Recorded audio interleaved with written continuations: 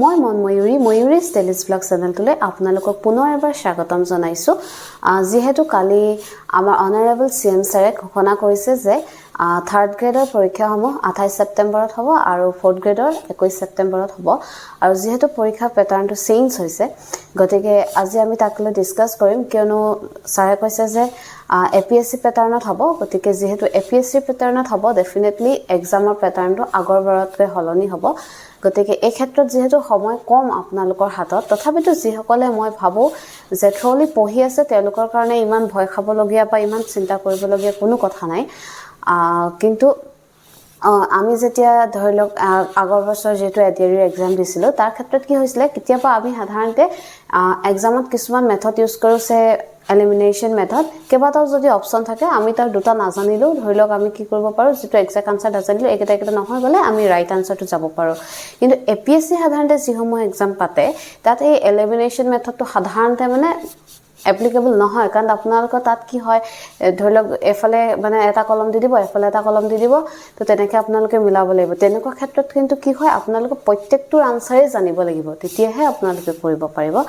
গতিকে হেখিনি ক্ষেত্ৰত আপোনালোকে বহুত বেছি মানে থ্ৰলি পঢ়িব লাগিব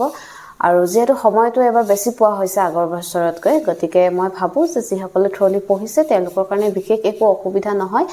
আৰু তেওঁলোকে সাৰে কোৱা মতেটো ধৰি লওক CM ছাৰে আমাৰ যেটো কৈছে যে এক্সামৰ প্যাটাৰ্নটো তিনটা হ'ব ভাইভা মেইনছ আৰু মানে প্ৰিলিমছ বাকি যেহেতু প্ৰিলিমছৰ হিচাপত চাবলৈ গলেটো এই ধৰণেই হ'ব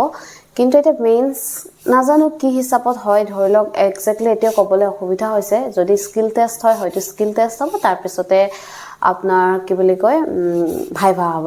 বা যদি আকৌ এটা এক্সাম হয় তেতিয়া হলেতো ক'ব নোৱাৰিম কিন্তু যে আৰু তেওঁলোকে সিলেবাসও দিছে অলৰেডি সিলেবাস দিয়া হৈছে বাকি আপোনাৰ 100টা কোৱেশ্চন আহিব 1.75 হেখিনিটো আগৰ নিচিনাকৈ ৰাখিছে আৰু ইয়াতে কোনো নেগেটিভ মাৰ্কস নাথাকে হে সমূহ আগতে যি ধৰণে আছিল হেই কৰিছে মাত্ৰ এক্সাম প্যাটাৰ্নটো অকনমান চেঞ্জ কৰিছে আৰু ইয়াত লৈ বহুত বেছি ভয় খাব লগা একো নাই বাকি ফৰ্থ গ্ৰেডৰ হওক বা থাৰ্ড গ্ৰেডৰ হওক যে নহওক কিয় সিলেবাসটো দিছে গতিকে আমি সিলেবাস ডিসকাস কৰিলো ইংলিছৰ ক্ষেত্ৰত কোনো হাল হলনি নাই অলৰেডি আমি ইয়াকলৈ ডিসকাস কৰিছিলো মই ইয়াৰ ওপৰত এটা ভিডিও বনাইছিলো গতিকে হেই সিনোনিমছ এন্টোনিমছ বা কাৰেক্ট টেন্স এনেকুৱা ধৰণৰে আহিব গতিকে যিসমূহ আমি ক্লাস 10 লৈকে পঢ়ি আহিছো বা 10 11 12 লৈকে যি গ্ৰামাৰ পঢ়ি আহিছো হেই বহুত বেছি কিবা নহয় আৰু ৰিজনিংৰ ক্ষেত্ৰতো হেই পাজলছ বা এনেকুৱা ধৰণৰে আহিব গতিকে আমি যিসমূহ অলৰেডি পঢ়িছো বা তাক লৈ মই বহুত বেছি কিবা সিলেবাসটো হাল হলনি হোৱা নাই মই মোৰ টেলিগ্ৰাম চেনেলত আপোনালোকক ইয়াৰে PDF কেটা দি দিম আপোনালোকে তাত গৈ লৈ ল'ব পাৰিব গতিকে জেনাৰেল নলেজৰ কাৰণে হেকিখিনি আমি অলৰেডি যিসমূহ ডিসকাস কৰি আহিছো হেকিখিনিয়ে গতিকে সিলেবাস চেঞ্জ হৈ যোৱা নাই চেঞ্জ কি হৈছে জাস্ট প্যাটাৰ্নটো অকনমান ধৰণৰ চেঞ্জ হ'ব গতিকে তাত কোনো ধৰণৰ ভয় খাব লগা বা কিবা কৰিব লগা একো নাই আপোনালোকে জাস্ট পঢ়ক কাৰণ বেছি যদি টেনচন লৈ তেতিয়া হলে আমাৰ অসুবিধা হয় গতিকে হেই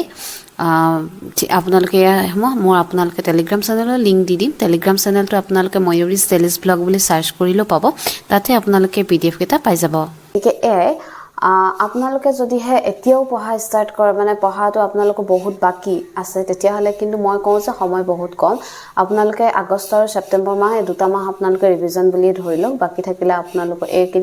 এইকেদিনতে আপোনালোকৰ সিলেবাস কমপ্লিট কৰিব লাগিব এনি হাও কোনোবাই যদি কিবা জব কৰি আছে হে জব ধৰি লওক অলপ দিন ছুটি লৈ মেলি হলো কৰিব লাগিব যাৰ হৈ আছে তেওঁলোকৰটো ভালে কথা তো গতিকে আপোনালোকে হেকিনি আপোনালোকে নিজে কৰিব বাকি আপোনালোকে কেনে ধৰণে মক টেষ্ট দিব ফ্ৰী কে কোৰ পৰা দিব পেইডটো পাবই ফ্ৰী কে কোৰ পৰা মক টেষ্ট দিব বা ম্যাথছত যদি কোনখন বুক লব বা ইংলিছত যদি কোনখন বুক লব বা কেনে ধৰণে পঢ়িব কি কৰিব এই সকলোবিলাক মই অলৰেডি ভিডিও দি কৰি থৈছো আপোনালোকে যদি চাব বিচাৰে হেও চাব পাৰে আৰু এইখিনি সময়ত মই মোৰ মতে আপোনালোকে এটা পঢ়াৰ বাদে আৰু মানে বেলেগ ডিসিশন কৰিব নালাগে বেলেগ কোনো ধৰণৰ কাম লব নালাগে তো যেন সময় বহুত বেছি কম এফালৰো ধৰি লওক 8 দিন 10 দিন গলে বুলি ধৰি লওক গতিকে আপোনালোকে হে বাকি পৰীক্ষাসমূহ আপোনালোকে ভালকৈ দিয়ক যিসকলে চেষ্টা কৰি আছে মই ভাবো আটায়ে সাকসেস হ'ব গতিকে ভিডিওটো যদি হে ভাল পাইছে তেতিয়া হলে লাইক শেয়াৰ এণ্ড সাবস্ক্ৰাইব কৰিবলৈ নাপাহৰিব